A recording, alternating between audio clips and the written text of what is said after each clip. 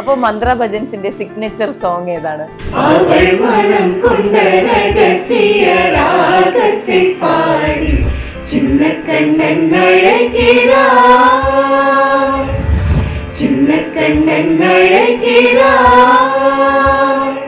Okay, ഇപ്പോഴാണ് ഇത് കുറച്ചുകൂടെ ഇൻട്രസ്റ്റിംഗ് ആയത്.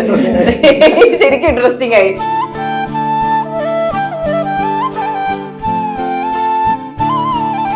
നന്നായിട്ട് എൻജോയ് ചെയ്യുന്നുണ്ടായിരുന്നു അവിടുത്തെ ഓഡിയൻസ്. പലപ്പോഴും നിങ്ങൾക്ക് തോന്നിയിട്ടുണ്ടായിരുന്നു ഇതേപോലെ ഒരു പാട്ട് ഞാൻ കേട്ടിട്ടില്ല. ഈ മുതിർന്ന വേറെ ജനറേഷനിലുള്ള ആൾക്കാരുമായിട്ടൊക്കെ ഇങ്ങനെ ഒരുമിച്ച് കോർഡിനേറ്റ് ചെയ്യുന്ന ജനറേഷൻ ആണ് തോന്നില്ല. ഇത്രയും ജനറേഷൻസ് ആണെങ്കിലും നമ്മൾ ആ പ്രാക്ടീസ് ടൈമും ഒക്കെ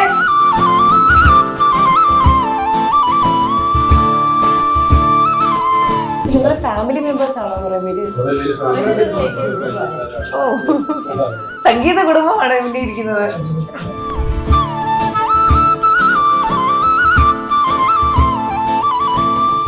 അബാക് മീഡിയയുടെ എല്ലാ പ്രേക്ഷകർക്കും നമസ്കാരം. ഇപ്പോൾ ഉത്സവ പറമ്പുകളിലൊക്കെ ഏറ്റവും കൂടുതൽ കേൾക്കുന്ന പേര് ഭജൻസ് എന്നൊക്കെയാണ്. ഇപ്പോൾ നമ്മോടൊപ്പം ഉള്ളത് മന്ത്ര ഭജൻസ് ആണ്. നമസ്കാരം. നിങ്ങളെല്ലാം ഒത്തിരി പേരുണ്ട്, 10-16 പേരുണ്ട്. ഇപ്പൊ നിങ്ങൾ എല്ലാവരും ഒരുമിച്ചാണോ ഓരോ പ്രോഗ്രാമിനും പോകുന്നത്?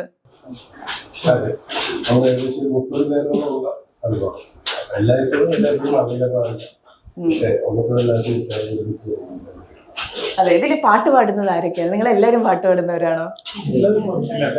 എല്ലാരും പാടുന്നവരാണ്. എങ്ങനെയാണ് ശരിക്കും ഈ ഭജൻസ് ടീം ഇങ്ങനെ ബിൽഡ് ആവുന്നത്? ശരിക്കും ചെറിയ കുട്ടികളുണ്ട്, പ്രായമായവരുണ്ട്. എങ്ങനെയാണ് ഇത് നിങ്ങളെല്ലാം ഒരുമിച്ച് വന്നത്? മെയിൻ കാരണം നമ്മളെല്ലാവർക്കും സംഗീതത്തോട് ഇഷ്ടമാകും. അപ്പോൾ അവൾ പല ആളുകളും പാട്ട് പാടുമ്പോഴേക്കും പല കല്ലുകളിൽ ഭജൻസ് വർക്ക് ചെയ്യുമ്പോഴേക്കും ഇതൊക്കെ കേട്ട് നമുക്ക് തന്നെ തോന്നുന്നു നമുക്ക് സ്വന്തമായിട്ട് അങ്ങനെയാണ് നമ്മൾ അപ്പോൾ തുടങ്ങിയപ്പോൾ തന്നെ നമ്മുടെ കുടുംബത്തിൽ ഉള്ള ആളുകൾ കുറേയധികം ആൾക്കാർ പാട്ട് പാടുന്നതാണ്. പിന്നെ അടുത്തുപുറത്തുള്ള നമ്മുടെ തൊട്ടടുത്തുള്ള നിങ്ങളുടെ ഫാമിലി മെമ്പേഴ്സ് ആണോ കുറെ പേര്?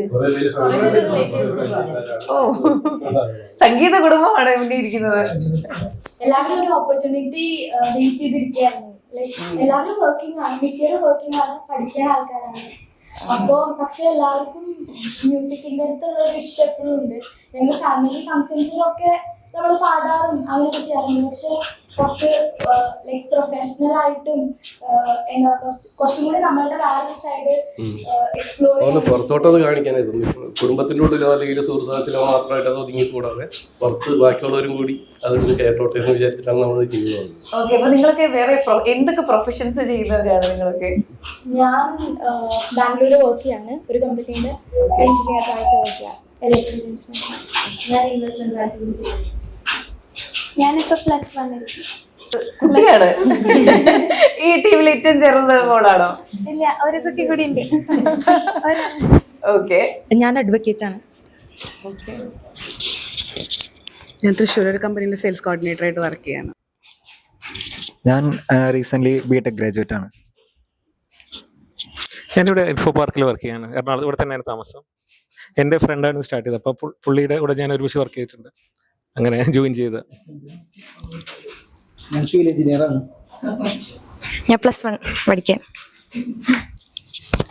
ഞാൻ ആസ്റ്റർ മെഡിസിറ്റി ഹോസ്പിറ്റലിൽ വർക്ക് ചെയ്യും.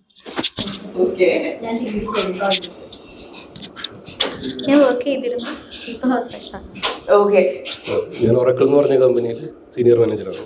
ഓക്കെ, ഇപ്പോഴാണ് ഇത് കുറച്ചുകൂടെ ഇൻട്രസ്റ്റിംഗ് ആയത്. ശരിക്കും ഇൻട്രസ്റ്റിംഗ് ആയി. എല്ലാരും വർക്ക് ചെയ്യുന്നു, റിലേറ്റീവ്സ് ആണ്. നിങ്ങളിപ്പോ പാട്ടുമായിട്ട് മുന്നോട്ട് പോകുന്നു. ഈ പ്രാക്ടീസിനൊക്കെ എവിടെയാണ് സമയം കിട്ടുന്നത്? ആക്ച്വൽ പാഷൻ മ്യൂസിക് ആണ്, പക്ഷെ ഞങ്ങളുടെ എല്ലാവരുടെയും അതാണ് ഞങ്ങളെ യുണൈറ്റ് ചെയ്യിപ്പിച്ചത്. പ്രാക്ടീസ് ചെയ്ത് പറഞ്ഞ പോലെ നമുക്ക് എപ്പോഴും പാട്ടിനോടുള്ള ഇഷ്ടം ഉണ്ടാകുമ്പോൾ ഈ തിരക്കിന്റെ ഇടയിലൊക്കെ നമ്മൾ അതിനു വേണ്ടി ടൈം കണ്ടെത്തുകയാണ്. സമയം എന്ന് പറഞ്ഞത് അങ്ങനെ ഇല്ല, സമയം ഉണ്ടാക്കിയെടുക്കണം. അതിന് വേണ്ടിയിട്ട് ഇഷ്ടമുള്ള സാധനത്തിനാണ് നമുക്ക് സമയം കൂടുതൽ നമ്മുടെ ഇൻട്രസ്റ്റ് ആണല്ലോ കൂടുതൽ മാറ്റർ ചെയ്യുന്നത്. അപ്പം അതിനനുസരിച്ചിട്ട് നമുക്ക് വന്നു ചേരാൻ പറ്റിയില്ലെങ്കിലും നമ്മുടേതായിട്ടുള്ള രീതികളിൽ പ്രാക്ടീസ് ചെയ്ത് അത് ഇമ്പ്രൂവ് ചെയ്യാനായിട്ടാണ് നോക്കുന്നത്. ഇൻട്രസ്റ്റ് ആണ് മെയിൻ ഫാക്ടർ. പണ്ടൊക്കെ നമ്മൾ ഈ ഫാമിലി മീറ്റിംഗ്സ് കൂടാൻ വേണ്ടി കൂടുമായിരുന്നു. ഇപ്പൊ പ്രാക്ടീസ് ചെയ്യാൻ വേണ്ടി തന്നെ ഒരു ഫാമിലി മീറ്റിംഗ് ആവില്ലേ? അതെ, ഫാമിലി മീറ്റിംഗ് മീറ്റിംഗിലും വരുന്നു. അപ്പൊ എന്റർടൈൻമെന്റ് ആയിട്ട് വേറൊന്നും വേണ്ട, നിങ്ങൾ തന്നെ ഇരിക്കാൻ പാടുക. അവിടെയും കോമൺ ടോപ്പിക് മ്യൂസിക് തന്നെയായിരിക്കും, അവിടെയും പാട്ടുകൾ ഉണ്ടായിരിക്കും അല്ലേ? പാട്ടാണ് മെയിൻ കാര്യം. ഇപ്പൊ എന്താന്ന് വെച്ചാൽ എവിടെ നിങ്ങൾ കൂടുന്നു അത് ഫാമിലി ആയിട്ട് മാറണം ആ സംഭവം. എവിടെ പോയാലും എല്ലാരും ഉണ്ടല്ലോ. അതെ, എത്ര നാളായി ഇത് തുടങ്ങിയിട്ട്? ഒരു വർഷത്തോളമായി ഇതിന്റെ പരിപാടി സക്സസ്ഫുൾ ആയിട്ട് മുന്നോട്ട് പോകുന്നു. എങ്ങനെയാണ് ആൾക്കാരുടെ ഫീഡ്ബാക്ക് ഒക്കെ എങ്ങനെയുണ്ട്? വളരെ നല്ല ഫീഡ്ബാക്ക് ആണ് ഞങ്ങൾക്ക് എല്ലാം കിട്ടുന്നത് സോഷ്യൽ മീഡിയ. പരസ്യത്തിന്റെ ആവശ്യമില്ല. അതെ, സപ്പോർട്ട് ചെയ്യാൻ ഫാമിലി മെമ്പേഴ്സ് തന്നെ ലൈക്ക് എല്ലാവരും നല്ല സപ്പോർട്ടാണ്. ഞങ്ങളുടെ ഫ്രണ്ട്സും എല്ലാവരും. കാരണം ഇപ്പൊ എൻ്റെ ഒക്കെ കേസ് നോക്കുമ്പോൾ ലൈക്ക് ഞങ്ങൾ സ്കൂളിൽ പഠിക്കുന്ന സമയത്തൊക്കെ ആയിരുന്നു ലൈക്ക് പാട്ട് പാടുന്നത്. പിന്നെ മാരേജ്, പിന്നെ പ്രൊഫഷൻ എന്നൊക്കെ പോയിട്ട് നമ്മളത് ആക്ച്വലി അത് ഉണർന്ന് വിട്ടിരിക്കുകയായിരുന്നു. അപ്പം എൻ്റെ കാര്യത്തിൽ like I was waiting for an opportunity. നമ്മളുടെ പാഷനിലേക്കും നമുക്ക് ഇഷ്ടപ്പെടുന്ന കാര്യം ചെയ്യാനൊരു ഓപ്പർച്യൂണിറ്റി വെയിറ്റ് ചെയ്തിരിക്കുകയായിരുന്നു. അപ്പോൾ വീണ്ടും ഇതിലേക്ക് വന്നപ്പോൾ ഇവൺ എൻ്റെ പണ്ട് സ്കൂളിൽ പഠിച്ച ഫ്രണ്ട്സ് വരെ ഇത് കണ്ടു എന്ന് പറഞ്ഞ് അത്രയും എൻകറേജിങ് ആണ്. അതുപോലെ തന്നെ നമ്മുടെ ഫാമിലി മെമ്പേഴ്സ് ആയാലും വർക്ക് സ്പേസിലുള്ള ആൾക്കാരായാലും എല്ലാവരും നല്ല സപ്പോർട്ടാണ്. നിങ്ങൾ ഇതുവരെ ചെയ്തിട്ടുള്ളതിൽ ഒരിക്കലും മറക്കാൻ കഴിയാത്ത ഭയങ്കര അടിപൊളിയായിട്ട് തോന്നിയ ഒരു എക്സ്പീരിയൻസ് പറയും, ഒരു പ്രോഗ്രാം? ഏറ്റവും അടുത്തുണ്ടായത് കൊല്ലത്ത് ഉണ്ടായിരുന്നു. പിന്നെ അതുപോലെ തൃശ്ശൂർ പനമുക്കംപള്ളി എന്ന് പറഞ്ഞൊരു ക്ഷേത്രത്തിൽ ഞങ്ങൾ അവതരിപ്പിച്ചിട്ടുണ്ടായിരുന്നു. അത് ഒട്ടും മറക്കാൻ പറ്റാത്തൊരു സ്റ്റേജ് ആയിരുന്നു. കാരണം നന്നായിട്ട് എൻജോയ് ചെയ്യുന്നുണ്ടായിരുന്നു അവിടുത്തെ ഓഡിയൻസ്. നല്ല ഫീഡ്ബാക്കും നമുക്ക് കിട്ടിയിരുന്നു. പിന്നെ ചെയ്തിട്ടുള്ള സ്റ്റേജുകളൊക്കെ ഒരു പരിധി വരെ നമുക്ക് നല്ല റെസ്പോൺസ് തന്നെയാണ് കിട്ടിയിട്ടുള്ളത്. പിന്നെ നമുക്ക് ഓരോ സ്റ്റേജ് പോകുന്തോറും ഇമ്പ്രൂവ് ചെയ്യാനായിട്ടുള്ള അവസരങ്ങൾ ഉണ്ടാവുകയാണ്. അതാണല്ലോ മെയിനായിട്ടുള്ള കാര്യം. അപ്പോൾ ചെയ്തിട്ടുള്ള സ്റ്റേജുകളിലൊക്കെ ഒരു പരിധി വരെ നമുക്ക് നല്ല ഫീഡ്ബാക്സ് ആണ് കിട്ടിയിട്ടുള്ളത്. ഓർക്കാൻ പറ്റുന്ന രണ്ട് മൂന്ന് സ്റ്റേജുകൾ ഇതൊക്കെയാണ്. കൊല്ലം, തൃശ്ശൂർ തന്നെ ഞങ്ങൾ കുറച്ച് സ്റ്റേജുകൾ ചെയ്തിരുന്നു. ഒക്കെ ഒരു പരിധി വരെ നല്ല ഫീഡ്ബാക്സ് തന്നെയായിരുന്നു. അപ്പോൾ അതുകൊണ്ട് സന്തോഷമാണ്. കൂടുതലായിട്ടും നമുക്ക് ഒന്നും മറക്കാൻ ഉള്ള ചാൻസ് കുറവാണ് പല സ്റ്റേജുകളും. അപ്പോൾ മന്ത്ര ഭജൻസിന്റെ സിഗ്നേച്ചർ സോങ് ഏതാണ്? എന്നാലും കൂടുതൽ എല്ലാവർക്കും ഇഷ്ടപ്പെട്ടു എന്ന് പറഞ്ഞ് കേൾക്കുന്നത് ചിന്നക്കണ്ണൻ അഴകിറ എന്ന് പറഞ്ഞിട്ടൊരു സോങ്. അതൊന്ന് പാടിയാലോ?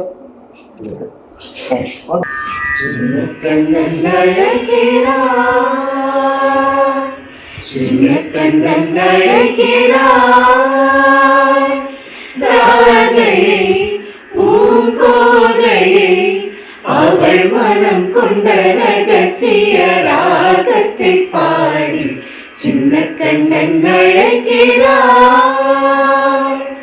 ചിന്നക്കണ്ണൻ അഴകിറാ. അപ്പൊ ഇതിനാണോ ഏറ്റവും കൂടുതൽ ഫീഡ്ബാക്സ് ഒക്കെ ലഭിച്ചിട്ടുള്ളത്? മിക്ക പാട്ടുകളും ലൈക്ക് ഇത് പാട്ട് ചൂസ് ചെയ്യാൻ എല്ലാവരും കൂടിയിട്ടാണ്.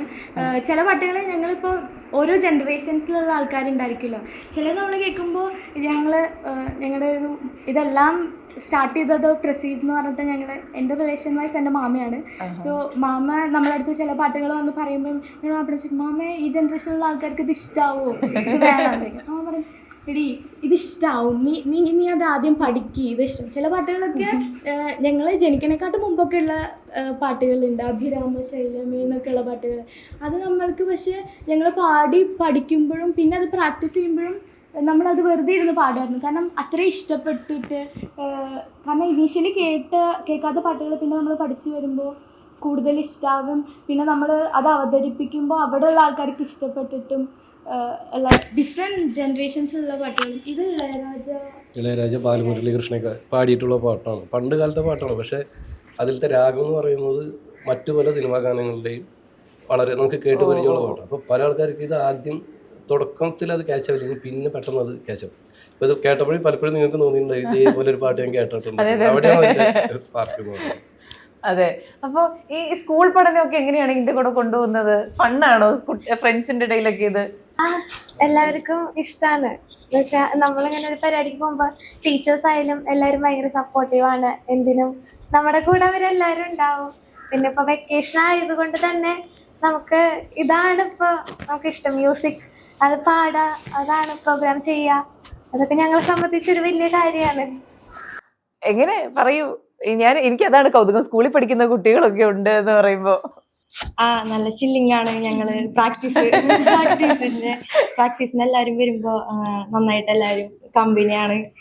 അപ്പൊ ഈ മുതിർന്ന വേറെ ജനറേഷനിലുള്ള ആൾക്കാരുമായിട്ടൊക്കെ ഇങ്ങനെ ഒരുമിച്ച് കോർഡിനേറ്റ് ചെയ്യുന്ന ജനറേഷൻ ആണ് തോന്നില്ല.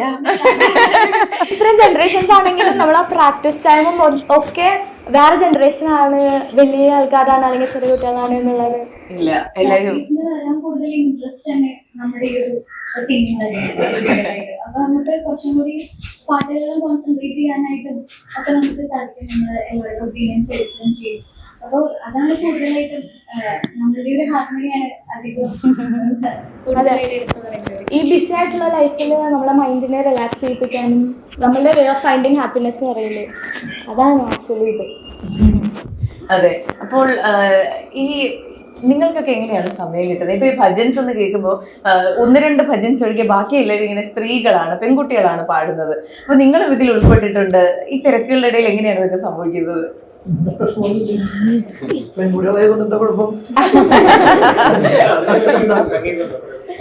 സംഗീതത്തോടുള്ള ഇഷ്ടമാണ്. കുട്ടികളെ എല്ലാ തരത്തിലുള്ള പാട്ടുകളും പാടും, ഏത് റേഞ്ചിലുള്ള പാട്ടുകളും കുട്ടികൾ പാടും. തന്നെയല്ല, ഇവരൊക്കെ വളരെ വെർസറ്റൈലാണ്. എന്നുവെച്ചിട്ടുണ്ടെങ്കിൽ ഫാസ്റ്റ് സോങ്സും പാടും, മെലഡി പാടും, എല്ലാ രീതിയിലുള്ള പാട്ടുകളും പാടും. അതുകൊണ്ട് വലിയ ബുദ്ധിമുട്ട് വരുന്നില്ല. അത് സെലക്ട് ചെയ്യാനും പറ്റും. നല്ല നല്ല പാട്ടുകൾ സെലക്ട് ചെയ്ത് ഇതിലൊക്കെ നമ്മൾ അക്കോമഡേറ്റ് ചെയ്തിട്ടുണ്ട്. നിങ്ങളുടെ ആദ്യത്തെ പ്രോഗ്രാം എവിടെ ആയിരുന്നു?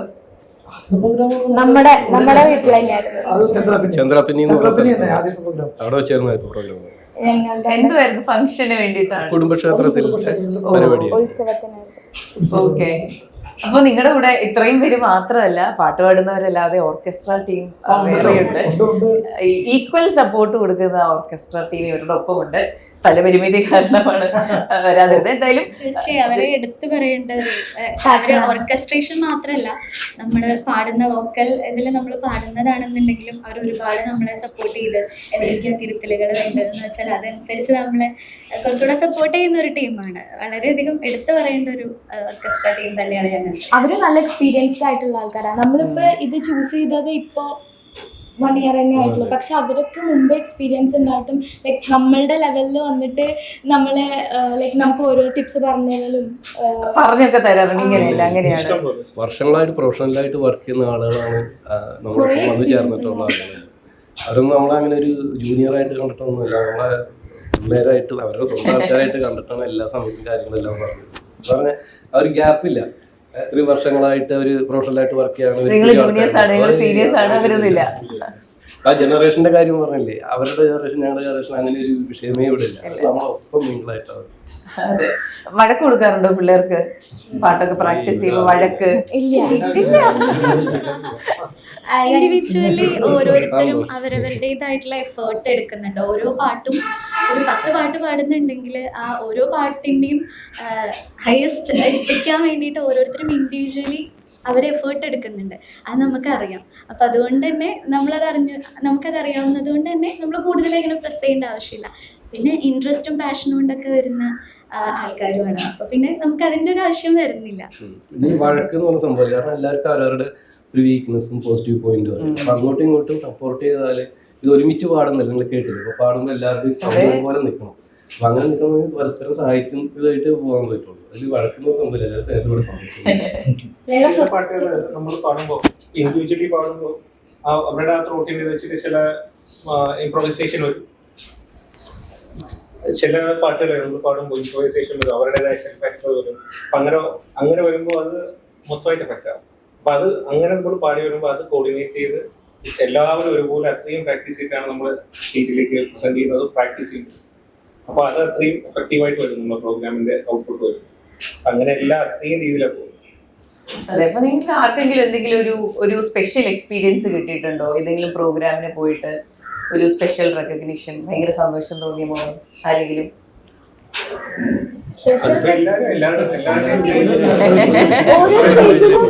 ഓരോ പോലെ ലൈക് ചില സ്ഥലത്ത് ഇപ്പൊ അഞ്ചു പറഞ്ഞ പോലെ ചില സ്ഥലത്ത് ഭയങ്കര ഡാൻസും അവരിങ്ങനെ സപ്പോർട്ട് ചെയ്യും. ചില സ്ഥലങ്ങളിൽ ഒരു സ്ഥലത്ത് പോയപ്പോൾ ഭയങ്കര ഏജ്ഡ് ആയിട്ടുള്ള ഒരു കാറ്റഗറി ഓഫ് ലിസണേഴ്സ് ആയിരുന്നു. അതായത് എല്ലാവരും ഒരു 50 to 70 റേഞ്ചിലുള്ള ആൾക്കാരായിരുന്നു മൊത്തം. അവർ നമ്മളുടെ അടുത്ത് റെസ്പോണ്ട് ചെയ്തതും ആ പരിപാടി കഴിഞ്ഞതിന് ശേഷം നമ്മളെ അനുഗ്രഹിച്ചിട്ട് നന്നായി, ഞങ്ങൾക്ക് ഇഷ്ടപ്പെട്ടു എന്നൊക്കെ പറയുമ്പോൾ ലൈക്ക് അത് ശരിക്കും നമുക്കൊരു ബ്ലെസ്സിങ് പോലെ തോന്നിയിട്ട് ഭയങ്കര ഹാർട്ട് ടച്ചിങ് ആയിരുന്നു അവരുടെ കാറ്റഗറീസ്. അതായത് നമ്മളിപ്പോൾ ഭജൻസിൽ നിന്ന് വന്നപ്പോൾ ഡിഫറെൻറ്റ് കാറ്റഗറി ഓഫ് ആൾക്കാർക്കും അത് ഇഷ്ടപ്പെടുന്നുണ്ട്. അതായത് വളരെ വയസ്സായിട്ടുള്ള ആൾക്കാർക്കും അതേപോലെ ഇപ്പോൾ യങ് ജനറേഷൻസും അത് എൻജോയ് ചെയ്യാൻ തുടങ്ങും. ഇവരുടെ ബ്ലെസ്സിങ്സ് ഒക്കെ നമുക്ക് ഭയങ്കര നല്ല എക്സ്പീരിയൻസ് ആണ്. ഫസ്റ്റ് ടൈം ഞങ്ങൾ കൊടകര അഴകം എന്ന് പറഞ്ഞ അവിടെ ശ്രീ ദുർഗാദേവി ക്ഷേത്രത്തിൽ ഇതുപോലെ പ്രോഗ്രാം ചെയ്തിട്ടുണ്ടായിരുന്നു. നമുക്കറിയുന്ന ആൾക്കാർ തന്നെ ഒരുപാട് പേര് ഓഡിയൻസിലുണ്ടായിരുന്നു. അപ്പോൾ ഞങ്ങൾ പരിപാടി കഴിഞ്ഞ് ഇറങ്ങിയ സമയത്ത് അവർ നമ്മളെ പേഴ്സണലി വിളിച്ചിട്ട് ആരും എണീറ്റ് പോയില്ല, എല്ലാവരും കേട്ടിരുന്നു. അതാണ് ഏറ്റവും വലിയ, അത് ഭയങ്കര ഹാപ്പി. ഞങ്ങൾ പഠിച്ചതൊക്കെ അവിടെ അടുത്താണ്.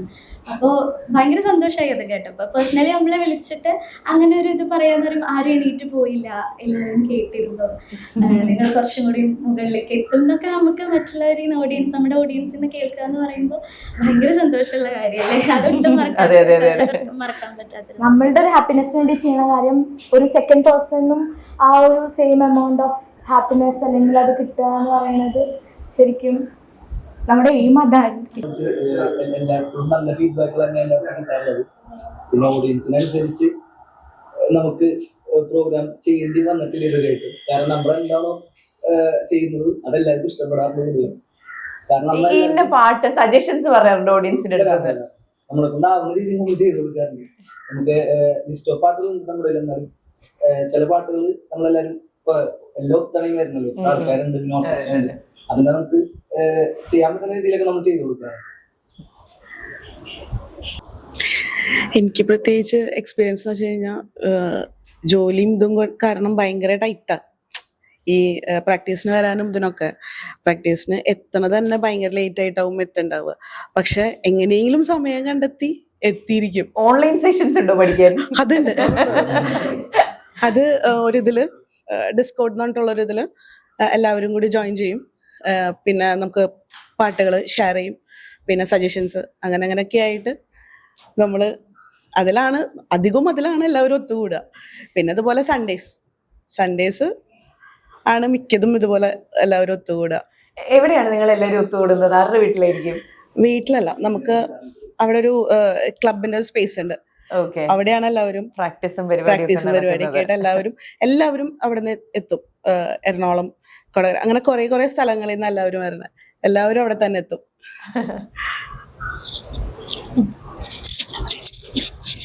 എനിക്ക് എക്സ്പീരിയൻസ് ആയിട്ട് പറയാനുള്ളത്, കൊടകര ഒരു ക്ഷേത്രത്തിലെ പരിപാടി നടത്തിയിട്ടുണ്ടായിരുന്നു.